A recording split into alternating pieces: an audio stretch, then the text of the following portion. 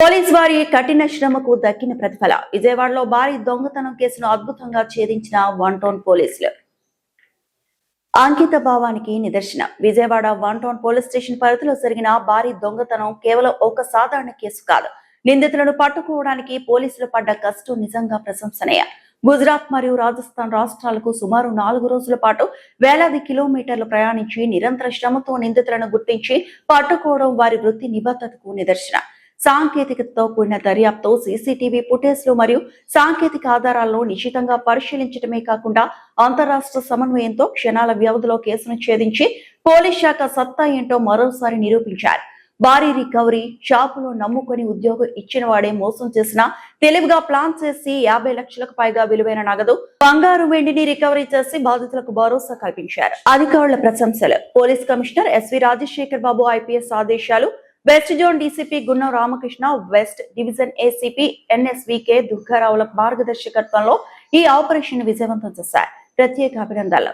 ఈ కేసును విజయవంతంగా ముగించి పరారీలో ఉన్న నిందితుల భరతం పట్టడానికి శ్రమిస్తున్న 1 town circle inspector Bolla Gunaram, SI Chakradhar, head constable MD Jilani, G Nagaraju మరియు కానిస్టేబుల్ నంచారయ్య, సురేష్, చింతయ్య తదితర సిబ్బంది అందరూ నిజంగా అభినందనీయులు. ప్రజల రక్షణ కోసం రేయింబవళ్లు శ్రమిస్తున్న ఇలాంటి నిజమైన పోలీస్ హీరోలకు సెల్యూట్ చేయాల్సిందే.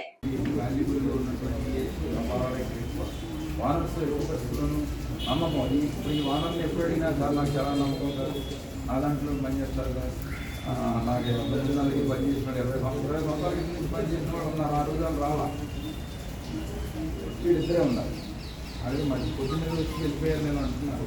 వీళ్ళిద్దరే ఉన్నారు. సో వానర్లు కూడా విజ్ఞప్తి ఏంటంటే నమ్మండి పర్వాలేదు, కానీ అతి నమ్మకం కరెక్ట్ కాదు. అందువల్ల ఈ పనిచేసేవాళ్ళ డేటా వేరే అదర్ రాష్ట్రాల నుంచి ఉన్నారు కాబట్టి పనిచేసేవాళ్ళ డేటాబేస్ అంతా కూడా మనం ప్రాక్టీస్తే కనుక మనకి వాళ్ళలో కూడా భయం ఉంటుంది. ఆయన అడిగిన విధంగా ప్రివెంటివ్ పాయింట్ అప్పుడు మేము కూడా మనం చర్య తీసుకున్నట్టు అవుతుంది. అందరికీ కూడా అవగాహన అయితే ఖచ్చితంగా ప్రతి బిజినెస్ ఎస్టాబ్లిష్మెంట్కి కూడా ఒక అవగాహన అయితే ఖచ్చితంగా కల్పిస్తుంది. ఎందుకంటే ఇది చిన్న దొంగతనం కాదు. అది ఉంటే మళ్ళీ మన గురించి వివరాలు వచ్చేస్తాయి అనేటువంటి భయంతో వాళ్ళు కూడా ఓవరాల్గా మనకి ఇందులో నలుగురు మాకు శాస్త్రం మాత్రమే కనబడుతుంది. ఈ 6 ఒక జోనేలు ఉన్నాడు, అతను చేసుకుంటున్న సంబంధం లేదు. అలాగే పనిచేస్తున్న బంటి సింగ్ అని ఉన్నాడు, అతనికి కూడా ఏ విధంగా సంబంధం కనబడ్డారు. కాబట్టి పనిచేసినప్పటికి కూడా అతనికి కూడా ఏ విధంగా సంబంధం కనబడ్డారు. వీళ్ళకి ఫస్ట్ లోపలికి వెళ్ళంగానే 10th ప్లాట్ఫామ్లో కరీంనగర్ నుంచి తిరుపతి వెళ్ళే ట్రైన్ ఉంది. ఆ తిరుపతి నుంచి కరీంనగర్ వెళ్ళే ట్రైన్ ఉంది. వెంటనే ట్రైన్ ఎక్కించారు. ఎక్కించిన తర్వాత ఇందులో శర్వాన్ సింగ్ అనేవాడు అందరి దగ్గర ఉన్నటువంటి ఫోన్స్లో ఉన్నటువంటి సిమ్ కార్డ్స్ తీసేసి బయటపడేశాడు. ఈ తాళాన్ని మళ్ళీ వేసేసి ఈ తాళం కూడా బయటపడేస్తారు. ఇందులో ఒకటి ఏంటంటే జరిగింది 22వ తారీఖు రాత్రి, అంటే తెల్లవారితో 23 అప్పుడు జరిగింది. 1 గంట నుంచి 1:26, 1:30 లోపు జరిగింది.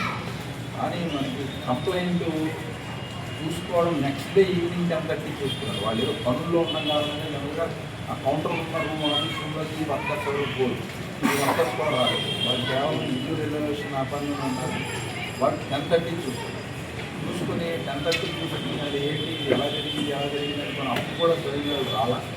నెక్స్ట్ డే మధ్యాహ్నం 3 గంటల ప్రాంతంలో వచ్చారు. వచ్చేసి అడిగిన క్వశ్చన్ అడిగారు, ఏం చేస్తే బాగుంటుంది.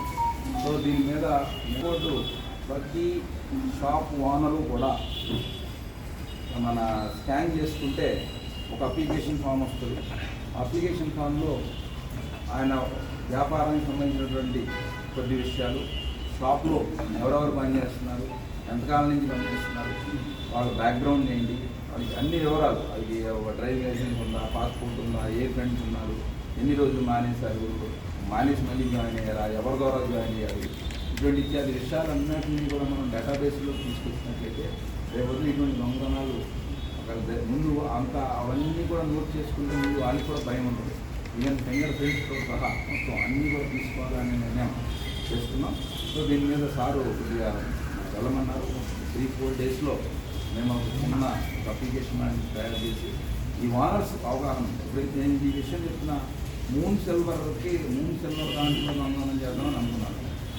కానీ వాడిని పెట్టుకోకపోవడం కారణంగా, ఇతను పెట్టుకోవడం కారణంగా జరిగింది. అంటే ఒక 10 రోజుల నుంచి దొంగతనం చేయాలనే ఆలోచన వాళ్ళంతా ఇక్కడెక్కడే పనిచేశారు, వాళ్ళ షాపుల్లో పనిచేశారు, అందరూ కూడా పనిచేశారు, ఒకటే రూమ్లో. సో అందువల్ల మనం ఈ విధంగా ప్రివెంటివ్ పాయింట్ ఆఫ్ వ్యూలో వానర్లు కూడా గుడ్డిగా. దాని తర్వాత 7:30 చెప్పడం జరిగింది.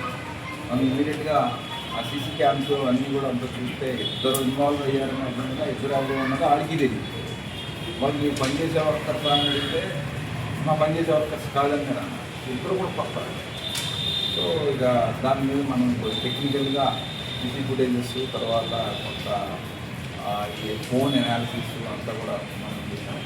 అయితే ఇక్కడ టెక్నాలజీ కూడా ఏమైందంటే అదే టైంలో సర్వర్ ఏదో ఎవరు ఉండడం కారణంగా ఎవరైతే ఉన్నారో వాళ్ళంతా విజయవాడలోనే ఉన్నట్టు లొకేషన్ చూసింది. దానివల్ల మాకు 1 డే వేస్ట్ అయింది. ఇక్కడే సింపుల్ ఇచ్చి పడేసారు ఇక్కడ. దాని లొకేషన్ చూస్తే లాస్ట్ వచ్చేసి ఇక్కడ రైల్వే స్టేషన్ అనేది కనబడలేదు. తర్వాత మన సీసీ ఫుటేజ్ చూస్తే ఈ ట్రైన్ ఎక్కారు ఎక్కిన తర్వాత మళ్ళీ అదే ట్రైన్ ద్వారా మనాలు కూడా నెక్స్ట్ డే ట్రైన్లో వాళ్ళు కూడా వెళ్ళి ప్రతి పోలీస్ స్టేషన్ సీసీ క్యామ్స్ అవన్నీ చూసుకుంటారు. వాళ్ళు మళ్ళీ అక్కడి నుంచి ఢిల్లీ వెళ్ళారు.